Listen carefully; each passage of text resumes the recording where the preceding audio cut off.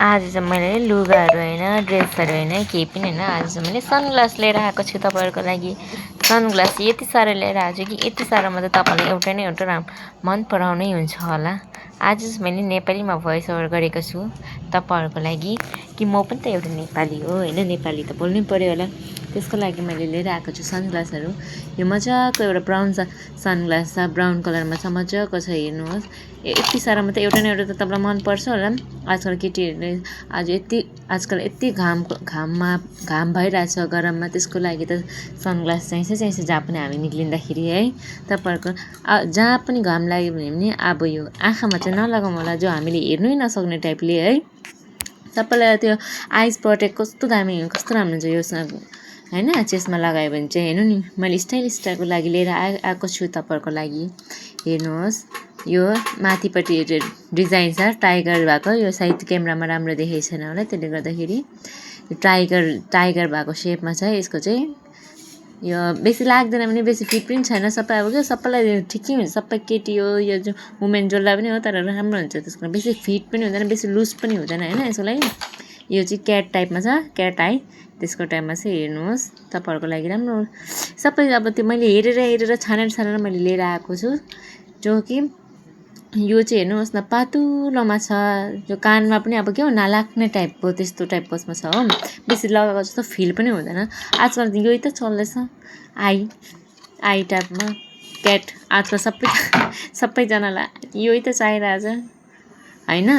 बिरालो जस्तो बनिनु मन परिरहेछ सबैलाई, त्यसले गर्दा त्यस्तै चेस्टमा त निक्लिरहेछ सबै। अनि यो चाहिँ हेर्नु नि असली डायमन्ड नपाए पनि नक्ली डायमन्डले भरिएको ल्याइदिएको छु मैले चाहिँ। हेर्नुहोस् तपाईँहरू मनपर्छ होला।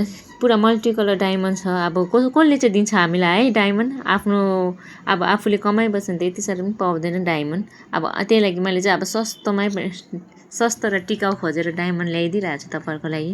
हेर्नु नि यो नोजमा पनि, यो नाकमा पनि लाग्छ, त्यो नाकमा नलाग्ने है, लाग्दैन यसको लागि।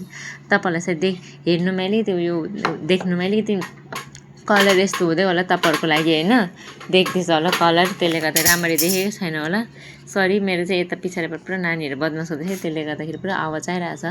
अनि यो चाहिँ मेक हो, यो चाहिँ अलिक ब्रान्डेडै हो। यो चाहिँ पुरा क्या मैले हातहरू त्यो हेरेर नानीहरू भएको होइन, नानीहरू छ, त्यसले गर्दा हातहरू लगाएर पुरा मैला भइसकेछ कि, त्यसले उयो गर्दैछु।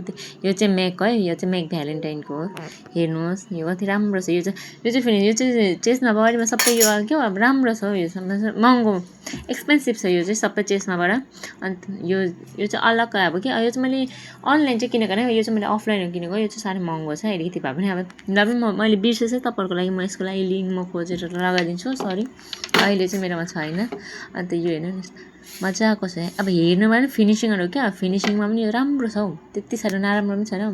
हेर्नु नि फिनिसिङ अब अरू चेस्माहरू भन्दा यो चाहिँ अब फिनिसिङमा राम्रो छ हौ। यो चाहिँ फेरि सबै अब मेरो चेस्माको कलेक्सन है यति चाहिँ। अब यति लामो लगेर गयो भने बेसी बोल्यो अल्छी लाग्छ होला। अहिले चाहिँ म जस्ट सर्ट अलिअलि डाइरेक्ट मात्रै देखाउँदैछु होइन, त्यति साह्रो देखाएको छुइनँ। अब यो आधी गर्दै देख्छ मान्छेहरूलाई पनि त, अरूकोलाई केहरू त्यो लामोतिर गइबस्यो भने त त्यस्तो पनि त अल्छी लाग्छ अब होइन। यसरी मैले देखाइदिएको छु अलिअलि, बेसी त किनकि अब म घरको रुमको भित्रै म एडिट गर्छु होइन, भिडियोहरू बनाउँछु, त्यसले गर्दा अब त्यति अब लाइटिङ अलिक प्रब्लम हुँदो रहेछ। बाहिर चाहिँ म बाहिर हो भने चाहिँ